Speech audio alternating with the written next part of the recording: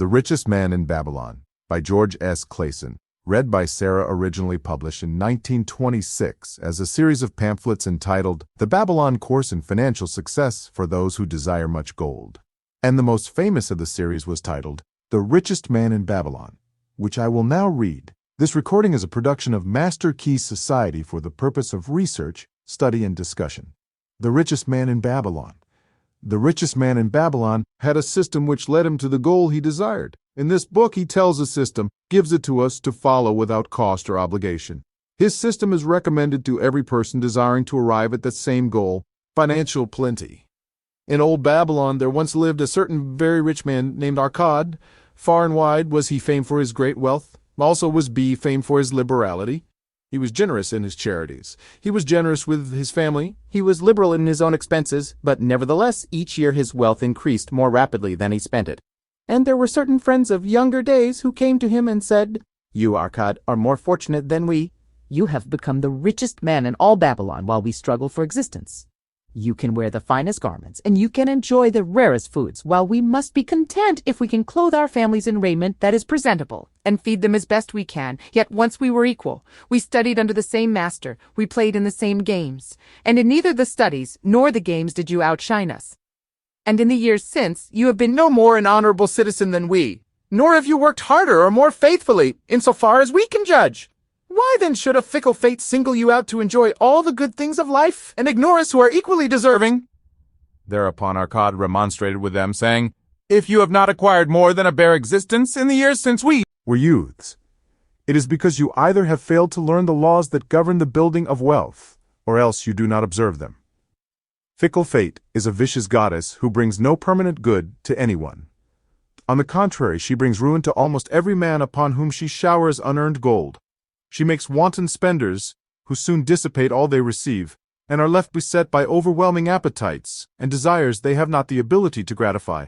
Yet others whom she favors become misers and hoard their wealth, fearing to spend what they have, knowing they do not possess the ability to replace it. They further are beset by fear of robbers and doom themselves to lives of emptiness and secret misery. Others there probably are, who can take unearned gold and add to it and continue to be happy and contented citizens, but so few are they. I know of them but by hearsay.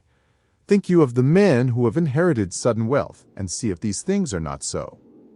His friends admitted that of the men they knew who had inherited wealth, these words were true, and they besought him to explain to them how he had become possessed of so much property. So he continued, "In my youth I looked about me and saw all the good things there were to bring happiness and contentment, and I realized that wealth increased the potency of all these. Wealth is a power. With wealth, many things are possible. One may ornament the home with the richest of furnishings. One may sail the distant seas. One may feast on the delicacies of far lands. One may buy the ornaments of the gold worker and the stone polisher. One may even build mighty temples for the gods. One may do all these things and many others in which there is delight for the senses and gratification for the soul. And when I realized all this, I declared to myself that I would claim my share of the good things of life. I would not be one of those who stand afar off, enviously watching others enjoy. I would not be content to clothe myself in the cheapest raiment that looked respectable. I would not be satisfied with the lot of a poor man. On the contrary, I would make myself a guest at this banquet of good things. Being, as you know, the son of a humble merchant, one of a large family with no hope of an inheritance, and not being endowed, as you have so frankly said, with superior powers or wisdom, I decided that if I was to achieve what I desired, time and study would be required. As for time, all men have it in abundance. You, each of you, have let slip by sufficient to have made yourselves wealthy. Yet, you admit, you have nothing to show except your good families, of which you can be justly proud. As for study, did not our wise teacher teach us that learning was of two kinds? The one kind being the things we learned and knew, and the other being the training that taught us how to find out what we did not know. Therefore did I decide to find out how one might accumulate wealth, and when I had found out, to make this my task and do it well. For is it not wise that we should enjoy while we dwell in the brightness of the sunshine? For sorrows enough shall descend upon us when we depart for the darkness of the world of spirit. I found employment as a scribe in the hall of records, and long hours each day I labored upon the clay tablets. Week after week, and month after month, I labored, yet for my earnings I had naught to show. food and clothing and penance to the gods, and the other things of which I could remember not what, absorbed all my earnings. But my determination did not leave me, and one day Algamish, the moneylender, came to the house of the city master and ordered a copy of the 9th law. And he said to me, I must have this in 2 days, and if the task is done by that time, 2 coppers will I give to thee. So I labored hard, but the law was long, and when Algamish returned, the task was unfinished. He was angry, and had I been his slave, he would have beaten me. But knowing the city master would not permit him to injure me, I was unafraid. So I said to him, Algamish, you are a very rich man. Tell me how I may also become rich, and all night I will carve upon the clay, and when the sun rises it shall be completed. He smiled at me and replied, You are a forward knave, but we will call it a bargain. All that night I carved, though my back pained, and the smell of the wick made my head ache until my eyes could hardly see. But when he returned at sunup, the tablets were complete. Now, I said, Tell me what you promised. You have fulfilled your part of our bargain, my son, he said to me kindly, and I am ready to fulfill mine. I will tell you these things you wish to know because I am becoming an old man, and an old tongue loves to wag. And when youth comes to age for advice, he receives the vision of years. But too often does youth think that age knows only the wisdom of days that are gone, and therefore profits not. But remember this, the sun that shines today is the sun that shone when thy father was born, and will still be shining when thy last grandchild shall pass into the darkness. The thoughts of youth, he continued, are bright lights that shine forth like the meteors that oft make brilliant the sky. But the wisdom of age is like the fixed stars that shine so unchanged that the sailor may depend upon them to steer his course. Mark you well my words, for if you do not, you will fail to grasp the truth that I will tell you, and you will think that your night's work has been in vain. Then he looked at me shrewdly from under his shaggy brows and said in a low, forceful tone, I found the road to wealth when I decided that a part of all I earned was mine to keep. And so will you. Then he continued to look at me with a glance that I could feel pierce me, but said no more. Is that all? I asked. That was sufficient to change the heart of a sheepherder into the heart of a moneylender, he replied. But all I earn is mine to keep, is it not? I demanded. Far from it, he replied. Do you not pay the garment maker? Do you not pay the sandal maker? Do you not pay for the things you eat? Can you live in Babylon without spending? What have you to show for your earnings of the past month? What for the past year? Fool, you pay to everyone but yourself. Dullard, you labor for others. As well be a slave and work for what your master gives you to eat and wear. If you did keep for yourself 1/10 of all you earn, how much would you have in 10 years?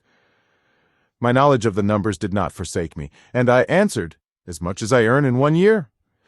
You speak but half the truth, he retorted. Every gold piece you save is a slave to work for you. Every copper it earns is its child that also can earn for you. If you would become wealthy, then what you save must earn, and its children must earn, and its children's children must earn, that all may help to give to you the abundance you crave. You think I'd cheat you for your long night's work, he continued, but I'm paying you 1,000 times over if you have the intelligence to grasp the truth I offer you. Part of all you earn is yours to keep. It should be not less than 1/10, no matter how little you earn. It can be as much more as you can afford. Pay yourself first. Do not buy from the clothes maker and the sandal maker more than you can pay out of the rest and still have enough for food and charity and penance to the gods. Wealth, like a tree, grows from a tiny seed. The first copper you save is the seed from which your tree of wealth shall grow. The sooner you plant that seed, the sooner shall the tree grow. And the more faithfully you nourish and water that tree with consistent savings, the sooner may you bask in contentment beneath its shade. So saying, he took his tablets and went away. I thought much about what he had said to me, and it seemed reasonable. So I decided that I would try it. Each time I was paid, I took one from each 10 pieces of copper and hid it away. And strange as it may seem, I was no shorter of funds than before. I noticed little difference as I managed to get along without it. But often I was tempted, as my hoard began to grow, to spend it for some of the good things the merchants displayed, brought by camels and ships from the land of the Phoenicians. But I wisely refrained. A 12th month after Algamish had gone, he again returned and said to me, Son, have you paid to yourself not less than 1/10 of all you have earned for the past year? I answered proudly, Yes, master, I have. That is good, he answered, beaming upon me, and what have you done with it? I have given it to Asmar, the brickmaker, who told me he was traveling over the 7 seas and in Tyre he would buy for me the rare jewels of the Phoenicians. When he returns, we shall sell these at high prices and divide the earnings." "Every fool must learn," he growled. "But why trust the knowledge of a brickmaker about jewels? Would you go to the breadmaker to inquire about the stars? No, by my tunic, you would go to the astrologer, if you had power to think. Your savings are gone, youth. You have jerked your wealth tree up by the roots. But plant another. Try again. And next time, if you would have advice about jewels, go to the jewel merchant. If you would know the truth about sheep, go to the herdsman. Advice is one thing that is freely given away, but watch that you take only what is worth having. He who takes advice about his savings from one who is inexperienced in such matters shall pay with his savings for proving the falsity of their opinions." Saying this, he went away.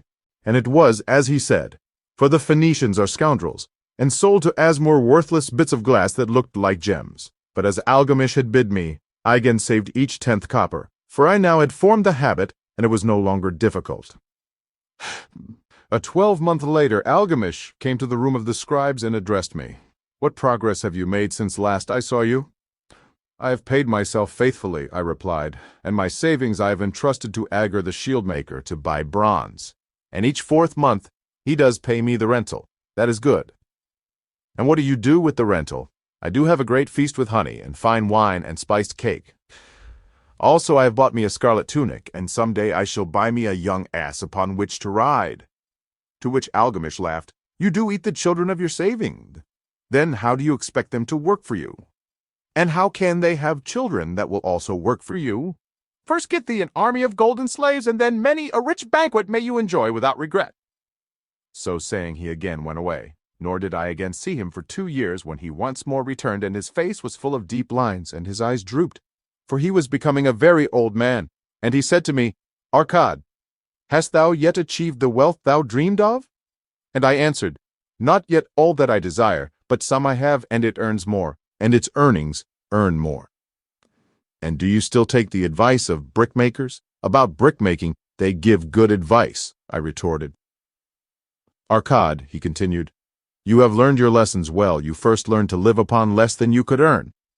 Next, you learned to seek advice from those who were competent through their own experiences to give it. And lastly, you have learned to make gold work for you. You have taught yourself how to acquire money, how to keep it, and how to use it. Therefore, you are competent for a responsible position. I'm becoming an old man. My sons think only of spending and give no thought to earning. My interests are great, and I fear too much for me to look after. If you will go to Nippur and look after my lands there, I shall make you my partner, and you shall share in my estate." So I went to Nippur and took charge of his holdings, which were large.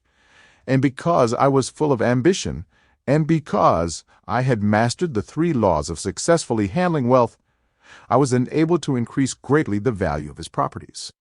So I prospered much, and when the spirit of Algamish departed for the sphere of darkness, I did share in his estate as he had arranged under the law. So spake Arkad, and when he had finished his tale, one of his friends said, "You were indeed fortunate that Algamish made of you an heir. Fortunate only in that I had the desire to prosper before I first met him. For 4 years did I not prove my definiteness of purpose by keeping 1/10 of all earned? Would you call a fisherman lucky who for years so studied the habits of the fish that with each changing wind he could cast his nets about them? Opportunity is a haughty goddess who wastes no time with those who are unprepared. You had strong willpower to keep on after you lost your first year as savings." "You are unusual in that way," spoke up another. "Willpower," retorted Arkad. "What nonsense! Do you think willpower gives a man the strength To lift a burden the camel cannot carry, or to draw a load the oxen cannot budge? Willpower is but the unflinching purpose to carry a task you set for yourself to fulfillment. If I set for myself a task, be it ever so trifling, I shall see it through. How else shall I have confidence in myself to do important things? Should I say to myself, for 100 days as I walk across the bridge into the city, I will pick from the road a pebble and cast it into the stream? I would do it. If on the 7th day I passed by without remembering, I would not say to myself, tomorrow I will cast 2 pebbles, which will do as well. Instead, I would retrace my steps and cast the pebble. Nor on the 20th day would I say to myself, Arcad, this is useless. What does it avail you to cast a pebble every day? Throw in a handful and be done with it. No, I would not say that, nor do it. When I set a task for myself, I complete it. Therefore, I am careful not to start difficult and impractical tasks, because I love leisure. And then another friend spoke up and said, if what you tell is true, and it does seem, as you have said, reasonable, then being so simple, if all men did it, there would not be enough wealth to go around. Wealth grows wherever men exert energy, Arcad replied. If a rich man builds him a new palace, is the gold he pays out gone? No, the brickmaker has part of it, and the laborer has part of it, and the artist has part of it, and everyone who labors upon the house has part of it. Yet when the palace is completed, is it not worth all it cost? And is the ground upon which it stands not worth more, because it is there? And is the ground that adjoins it not worth more, because it is there? Wealth grows in magic ways. No man can prophesy the limit of it. Have not the Phoenicians built great cities on barren coasts with the wealth that comes from their ships of commerce on the seas? What then do you advise us to do that we also may become rich? Asked still another of his friends. The years have passed, and we are no longer young men, and we have nothing put by. I advise that you take the wisdom of Algamish and say to yourselves, a part of all I earn is mine to keep. Say it in the morning when you first arise. Say it at noon. Say it at night. Say it each hour of every day. Say it to yourself until the words stand out like letters of fire across the sky. Impress yourself with the idea. Fill yourself with the thought. Then take whatever portion seems wise. Let it be not less than 1/10, and lay it by. Arrange your other expenditures to do this if necessary, but lay by that portion first. Soon you will realize what a rich feeling it is to have something upon which you alone have claim. As it grows, it will stimulate you. A new joy of life will thrill you. Greater efforts will come to you to earn more. For of your increased earnings, will not the same percentage be also yours to keep? Then learn to make your treasure work for you. Make it your slave. Make its children and its children as children work for you. Ensure an income for thy future. Look thou at the aged, and forget not that in the days to come thou also wilt be numbered among them. Therefore invest thy treasure with greatest caution, that it be not lost. Usurious rates of return are deceitful sirens that sing but to lure the unwary upon the rocks of loss and remorse. Provide also that thy family may not want, should the gods call thee to their realm. For such protection, it is always possible to make provision with small payments at regular intervals. Therefore, the provident man delays not in expectation of a large sum becoming available for such a wise purpose. Counsel with wise men. Seek the advice of men whose daily work is handling money. Let them save you from such an error as I myself made in entrusting my money to the judgment of Osmore, the brickmaker. A small return and a safe one is far more desirable than risk. Enjoy life while you are here. Do not overstrain or try to save too much. If 1/10 of all you earn is as much as you can comfortably keep, be content to keep this portion. Live otherwise according to your income, and let not yourself be afraid to spend. Life is good, and life is rich with things worthwhile and things to enjoy. His friends thanked him and went away. Some were silent because they had no imagination and could not understand. Some were sarcastic, because they thought that one so rich should divide with old friends not so fortunate. But some had in their eyes a new light. They realized that Algamish had come back each time to the room of the scribes because he was watching a man work his way out of darkness into light. When that man had found the light, a place awaited him. No one could fill that place until he had for himself worked out his own understanding, until he was ready for opportunity. These latter were the ones who in the following years frequently revisited Arcad, who received them gladly. He counseled with them and gave them freely of his wisdom, as men of broad experience are always glad to do, and he assisted them in so investing their savings that it would bring in a good interest with safety and would neither be lost nor entangled in investments that paid no dividends. The turning point in these men's lives came upon that day when they realized the truth that had come from Algamish to Arcad and from Arcad to them. A part of all you earn is yours to keep. The end. I hope that you've enjoyed this presentation, and please remember to subscribe to receive notifications of upcoming recordings.